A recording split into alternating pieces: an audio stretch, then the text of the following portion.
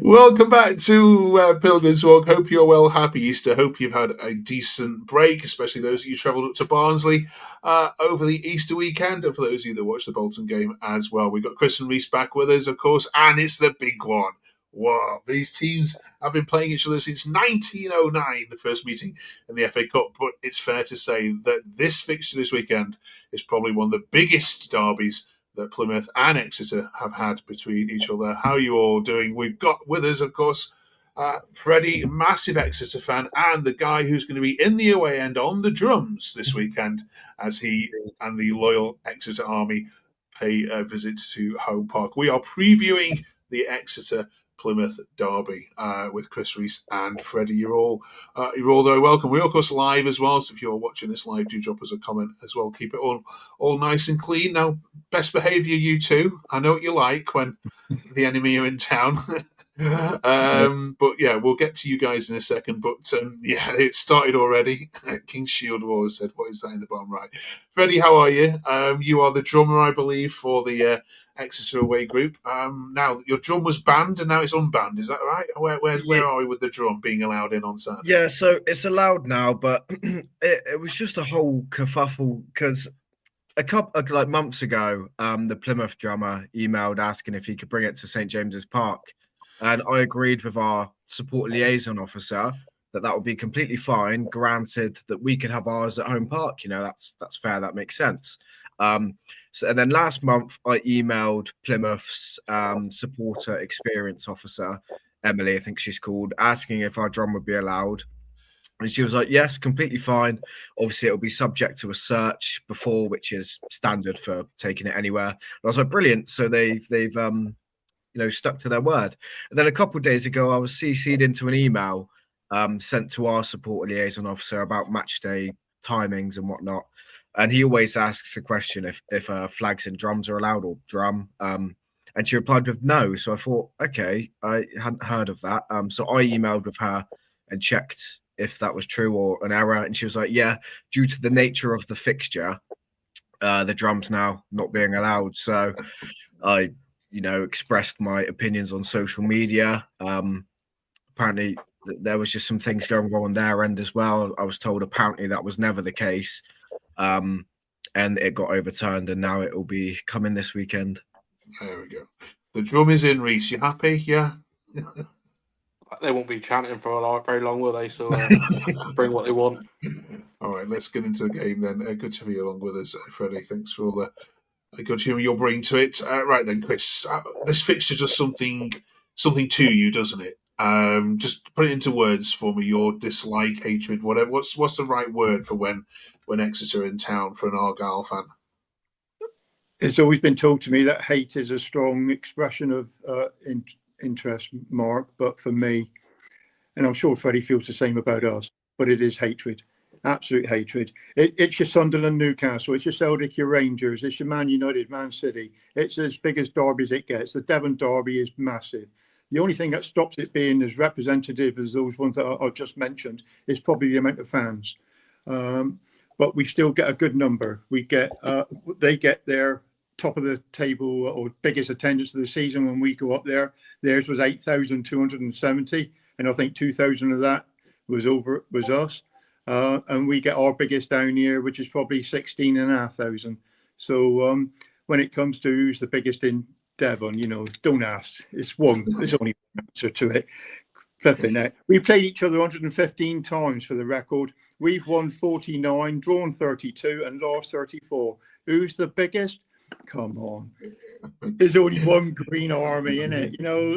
You only got to look at the facts. Forget all the trivial flipping nonsense. Somebody's got to bang the drum for Exeter, Freddie, so it must be because it ain't going to be many, mate. I'll tell you, come Saturday, you lot are going to be back up that A38 as quick as you can with your bloody down. We'll have to see. All right. Right, Freddie, same question to you then. Just talk. I'm a neutral. I live in Manchester, so I've never experienced one of these. What's it like, as an Exeter fan, especially as an away fan going to Home Park? How are you treated? What's it like? It's honestly, I think, one of the most underrated derbies in the UK. it doesn't get the attention it deserves because we're in such a segregated part of the country. The hatred is there and it's pure and it's, been there for centuries. And I think, I'm sure you two might agree with this, it's usually a better fixture when we go down to Plymouth because it's a bit feistier there. There's more Plymouth fans, there's more Exeter fans in the away end than away fans Plymouth get at Exeter. So I think it's always tasty when we visit home park. And it's always a top atmosphere, and it means everything to both supporters. Yeah.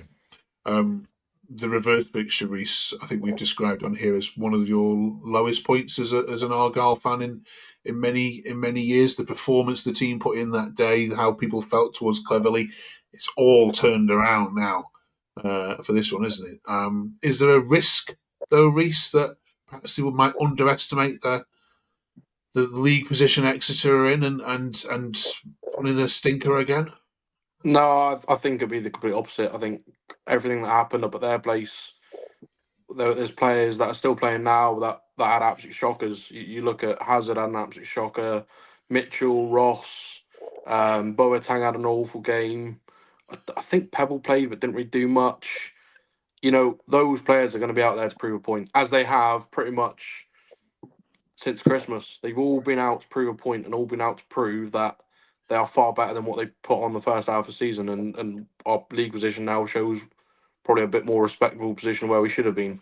I think, genuinely, I think they're going to be out to, well, hopefully maximise the goal difference and really go for it. I really do think they will be brutal and they will be hopefully as clinical as we have been the last couple of weeks, and just put people to the sword a little bit and have that ruthless side of them still.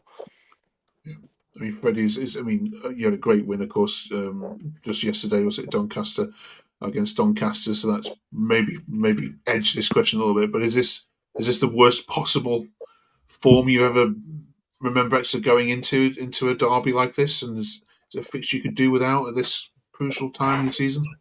I'm not sure because I feel like when we're in a position where we are in the bottom of the league and you've got to fight for every point to get survival, I feel like a derby game is a good opportunity to do that because you're going to be fighting for it anyway because it's a derby match. And I feel like when you're down there, you're going to give it more of a go. One, because it's a derby. Two, because it's massive for potential survival. And I think I know we've been on bad form, but I think the game couldn't have come at a better time, because the players will be fighting for it. I know that for sure. And if we can get a win, not only is it a derby win, it's also 3 points closer to potentially surviving. Let's be honest. When we played up there earlier on in October, we were horrendous, absolute stinker. That was the worst performance I've seen from my team all season, without any shadow of doubt. We gave you 2 horrendous goals. Hazard passing out to your striker who knocked it into an empty net. We were terrible. We deserved to lose. There's no question about that. I'll put my hand up and say we were that bad. There was no way we deserved anything from it. But hopefully on Saturday we'll have a performance that is back to when we played you last at Home Park, which is October 2022, when we happened to October 25. Oh, that was the game that we played you up there, October 22. We haven't played you at Home Park since October 22, and there's a reason for that, Freddie. We've been up in a place called the Championship. Championship's hard to come by when you're a fan of there for about 3 seasons and didn't hack it so much and came back last season, and we're hoping to go back. Now, these 3 points for both teams on Saturday are pretty vital for different reasons. I mean, they're fighting for survival. Let's make no bones about it. They're down in amongst it, and there's teams below them who's got games in hand. I know games in hand don't guarantee you points, but it's a worry just the same. But we're hoping to get in those playoffs. There's no guarantee of that, having lost to Bolton on Saturday, but we redeemed ourselves yesterday with a 3-0 win, as you did over Doncaster 3-0. So it's going to be a really exciting game. And sometimes these derbies, they build up to such a climax that when it comes to 3 o'clock or 7:45, whenever the kickoff time is, it becomes a bit of a flat squid, nothing. But I cannot see that happening this week because we've got players on our side who need to redeem themselves after that abject performance that we put up on your place, and you've got players and a new manager who's going to experience home park for the first time. Gary Culver was an experienced manager, and to be fair, he was fairly decent for you, but he left of his own free will, unfortunately, to go back to his hometown of Wigan. And he's left you with this guy who we don't know anything about. So he's going to want to impress as well. But we've got Tom Cleverley at the moment, and he's absolutely, everything he's doing is turning to gold at the moment. So can we continue on Saturday? You bloody bet we can. And let's be honest, our director of football knows a little bit about this fixture as well, doesn't he? Well, I remember the famous flag up there. Devon is green and white. Oh, sorry, Devon is red and white. Always will be. I thought, you bloody idiots. What are you on about? Have a look in the fields, mate. Have a look in the fields. It's green grass. You don't get red grass, do you? Let's have a look at the teams likely. Now, Freddie, Matty Taylor set you up in a, well, according to the BBC website, but tell me if this is wrong, 4-2-3-1 against Doncaster. Now, yeah, obviously he's interim at the moment, so in terms of knowledge of his skill set and his variations in play, we might not know so much. But what impressed you in particular, or who impressed you in particular, and what should these guys watch out for this weekend? Where's the danger coming? Well, yeah, we're sort of having to play a bit different from the norm at the moment because of so many injuries in our starting lineup. James, the centre-back, that was his first league start for us, a young academy lad. Cummins, again, another young lad who hasn't really played many games, but I think them two really impressed. I feel like when you get that and you give the young players a chance, they're going to be fighting to impress because they're going to want to gain a spot in the first team and start to prove themselves. So I would say, I don't know if they would both play on Saturday, but if they were to, I'd say look out for them because their performance on Saturday they were a credit to themselves, and I thought they earned the right to play that game and possibly in the future. Yeah, okay. Let's look at the Argyle side, Reece, shall we then? This is the side that started against Barnsley. Do you expect any changes to the 4-4-2 that we saw? Not to the 4-4-2. No, I think there might be a few change of personnel. I think there was definitely players being rested on yesterday. Looking ahead to Saturday, I think probably Harding may come out again and Mackenzie back in. And obviously you've got Pebble. Hopefully will come back, but I don't see any reason why Senny or Tolly can be dropped after Saturday. So no, I think it'll probably be very similar team. Well, who knows with us? We love an injury, so I'm sure there's a potential we'll have a few changes. But yeah, I think you look there, you think Hazard, Ross, Mitchell, Boateng, Patterson played last time. There's a lot of people there to prove a point, and yeah, there is an exciting little team at the moment. It really is. Do you think, Chris, because Hazard made mistakes in the first game, that he's the one which is probably going to feel the most nerves out of this lot? Possibly, Mark, but can we put that to blame about his mistake on Friday against Bolton? I mean, that was an horrendous error. I think whatever happens next season, we've got to be looking at 1/2 new goalkeepers for us, because Hazard just doesn't give the back four any confidence whatsoever, and neither does the other one, Luca Ashby-Hammond. Don't give the back four any confidence. I mean, it's a shame that we've lost Herbie Kane now for the season, and he was a great midfielder for us, along with Joe Ross. So there's two massive experienced midfielders that we're going to be lacking. I mean, Freddie mentions, which is interesting, about the injuries that Exeter have had. I'm not aware of them. I'm sure they have. But our season has been just like Emergency Ward 10 out on park. It's like, whoever turns up at one stage was picked in the team, because we had so many injuries. We had 13 senior pros, and that was it to pit from.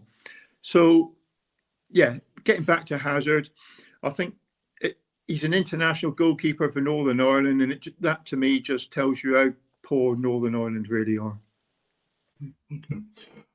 Freddie, you travel up and down the country, obviously with the drum and the fans and everything. In terms of going down to League Two, which as a neutral, I'm allowed to say we wouldn't want that for you, especially the financial issues are going on in the club as well. What would that mean for the club? Do you think financially, if you were to drop out this division? There's a slight misconception about Exeter and our finances, thinking that we're on the brink of not existing or whatever like that. It's not that we're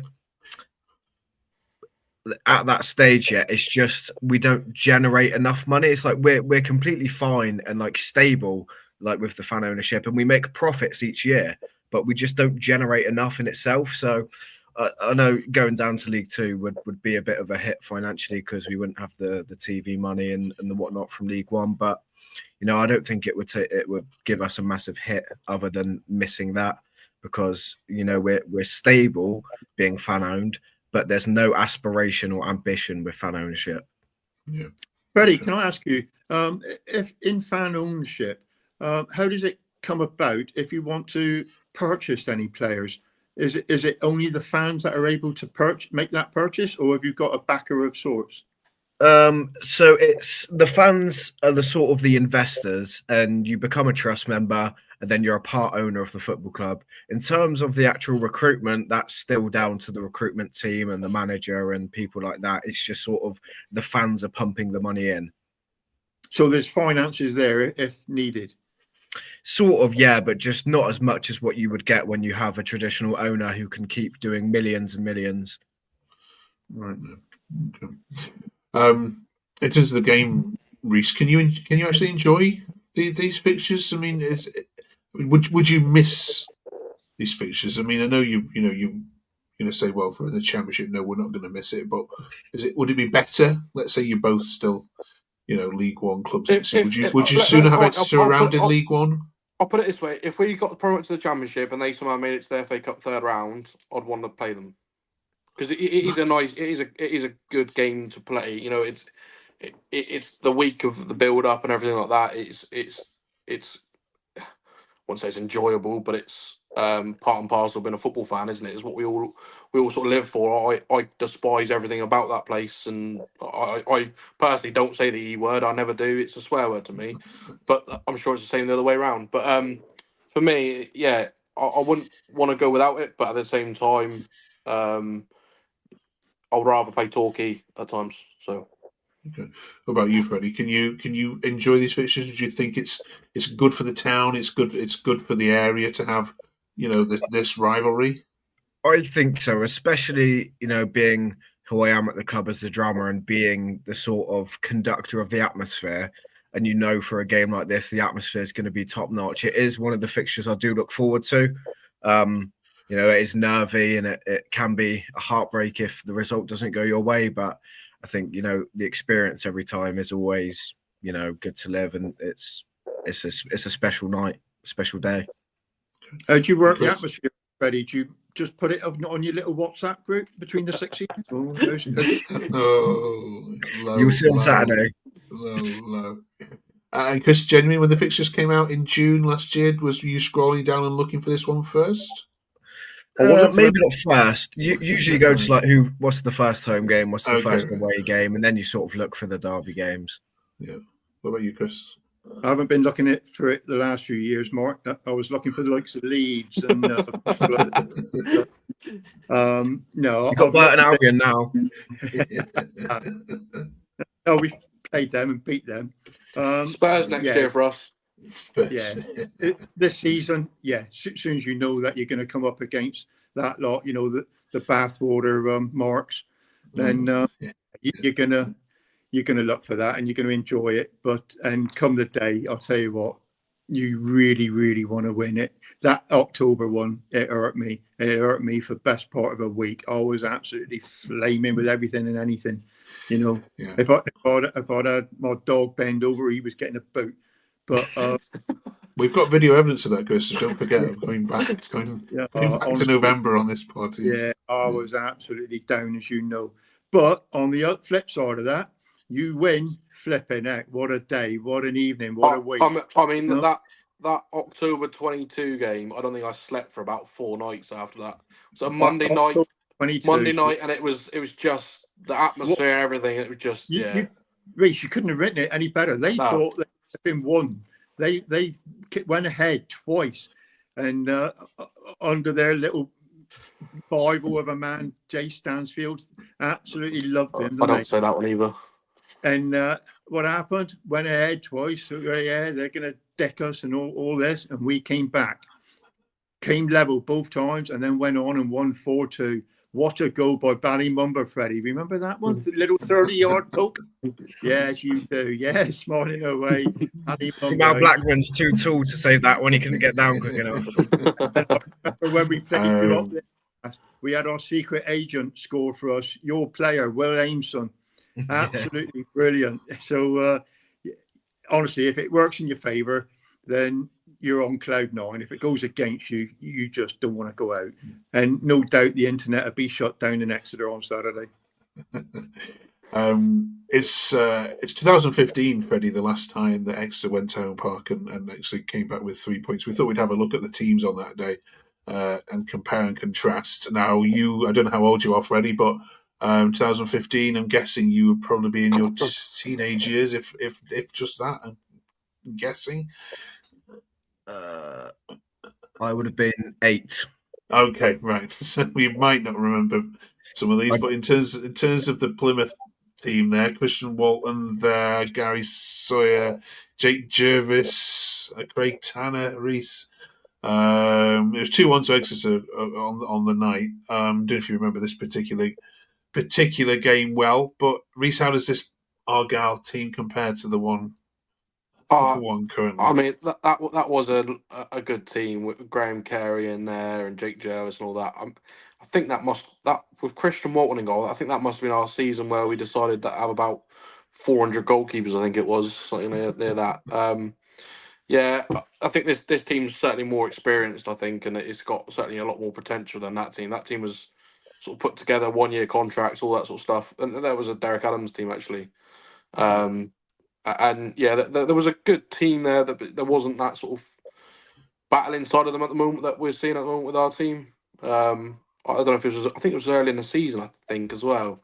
But yeah, there's definitely a more of a battle in our team now, I think. Okay. And Freddie, if you're far too young to remember this Exeter side here, Ryan Harley with 2 goals. I remember. Okay. Any of those players in there you would kill for now? I mean, I think there's one obvious one that we can all see. Yeah, Ollie Watkins. Yeah. But again, David Wheeler was a very good player for us. One that we scouted from non-league, came to us and what I think was here for 7 odd years and was a crucial player. Jamie Reid again as well was a very good striker. Jordan Moore-Taylor, good defender as well. He went on to MK Dons after Paul Tisdale left us and joined them. But yeah, it's a good side. Yeah. Okay. Right, back to the game then this weekend. Shall we get some score predictions? Freddie, come on, how many do you think you're going to be banging that drum all game? You know what? I like to be optimistic sometimes, but I think for this game, I'm going to be a bit of a realist, and I know it's going to be a tough game to go down there and to try and get a win. But I would be happy with a point, and I think a draw possibly, and I think maybe 1-1. Okay. Bad news. What about you, Chris? Oh, I'll be a realist as well. I don't want to go 2-0 to us. Okay. Reese? I'm not going to be realistic. I think 6-0. Okay. No, genuinely, I do hope that we sort of stuff you a little bit. Yeah, okay. I can imagine. Payback. Let us know your thoughts in the comments below. Right, Freddie, we will wish you well then, my friend, at this point. Thank you so much for coming on and giving us your view. If you're an Exeter fan that's watching this, because some do, of course, as well, don't forget to follow Freddie. I'm sure you already do. On X, we'll put his handle in the chat below. And as a neutral Freddie, obviously, I can wish you well. These two won't, but I wish you well after the game on Saturday. And hope that you survive. You survive at the end of the season, because we love derby games, and if Plymouth are staying down here this season, which we obviously hope they aren't, then we do want this fixture next season and to have a bit of fun with as well. All right, good luck, Freddie. Thanks so much for joining us. Appreciate it. Thank you, mate. Cheers. Nice one. Cheers, mate. A brave young man coming and facing you like that. Good, mate. Right then, let's finish off this little chat this week, just rounding off the 2 games which we've missed talking about. Should we start with Bolton, Chris? I'll give you that one to chat about. What went wrong there? Just being by the better team? No, I don't think we were, Mark, to be honest with you. We had 70% of the possession in the first half, and that's when they went down to 10 men. And then 2 minutes after half-time, what happened? An horrendous decision by Ross, and he's handled the ball, and it was a blatant handball. He's come off his knee, and it was right on the byline, and it wasn't going anywhere. In fact, it was probably going to go for a goal kick. And what happened? He's put his arm up and knocked it out of play, and it's a blatant penalty. So it was a penalty, and then we come back into it. Scored a great goal by Curtis, and we thought against 10 men now, 1 each, and towards the Dempo then kicking there. We're thinking there's only going to be one winner here. Yeah, it was Bolton. Again, how did they get that? An horrendous error by Hazard. Didn't command his area. It was a striker and Boateng coming in on Hazard, but they shouldn't have been any issue. He dived across his goal, completely missed the ball, and it's got coming off Boateng for an own goal. Even then, you're thinking we had chances to get something out of it, and a draw probably at that time or that stage of the game would have been a fair result. But no, we ended up losing 2-1 to 10 men, and that was a horrendous game to have that happen to us. First one over Easter. We redeemed ourselves a lot yesterday with that Barnsley performance, that 3-0 win. You know, at the end of the day, I suppose you could argue that the win against Barnsley was better than 2 draws against Bolton and Barnsley, you know, the 3 points rather than 2. But it's the performance, and hopefully they can put that performance right again on Saturday. What's your favourite goal, Reece, the Barnsley 3? The first against Barnsley, I think, is a brilliant goal. I think it shows Tully at his best a little bit as well. He's not for a player that scored 15 goals a season. He's so unselfish, and the hook over his shoulder is just delightful. And Oseni reads it perfectly. I think those two work really, really well up front actually with each other. I think they played up front with each other at Doncaster as well, didn't they? Yeah, you did. And look how that went, you know. So I think they've really matched each other really nicely. And Oseni's now really given Cleverly a really big headache if Pebble is back on Saturday. What happens? Because you've got 3 informed strikers there at the moment that are absolutely biting at the heels of each other. I don't remember the last time we had 3 forwards score more than 10 goals in a season, but certainly for me that first one. I think even the second one actually is a nice work goal as well. There's claims for a push, but he's much taller than Oseni and he's just fallen over a little bit. But I do rate the first one. Yeah, I did. I thought it was fantastic the way he feigned with his right foot, let it slide his left, and then it with his left. I thought that was a super work. I'm sure you've worked this out already. I'm sure every Argyle fan has. But should you beat Exeter at lunchtime on Saturday, Stevenage don't kick off till 3. They're away at Bradford, which is going to be a tricky game. Should they lose that, and then by 5 o'clock, all being well, you'll be in the playoffs. Yeah, I would much prefer points on the board as well. So if they see us above them just before the kickoff, it adds a bit of pressure, doesn't it? It adds a bit of something's their game. And Bradford's not an easy place to go to either. I think it's is it at Bradford or is it at Stevenage? I don't know where it is. But Bradford, yeah. At Bradford. So it's not an easy place to go to at all. We've got to do it in a few weeks' time as well. And then they got to play Bolton, haven't they, in midweek? Well, we were in the playoff a short while yesterday. Yeah, they go away to Bolton as well for their game in hand, whilst then, of course, you have to...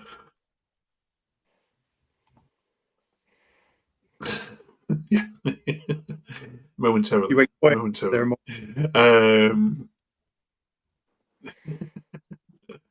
Right, that is going to be it for us this week then. Join us on the other side then of this huge game for both sides this weekend. I can say, of course, we're hopefully all hoping for a Plymouth win to put that October nightmare on a Thursday night, drizzly, horrible, cold, rainy night at St James's Park. To bed once and for all, and we'll see you on the other side of it. Good luck, Chris, Reese. Yeah, but you're going to be able to behave yourselves, and yeah, or does it bring out the worst in you, this one? It's brought out the worst of me in the past. I've got to be honest with you. But, I've grown up a little bit since then, so Okay. yeah, I'll be knocking a few ciders when we win.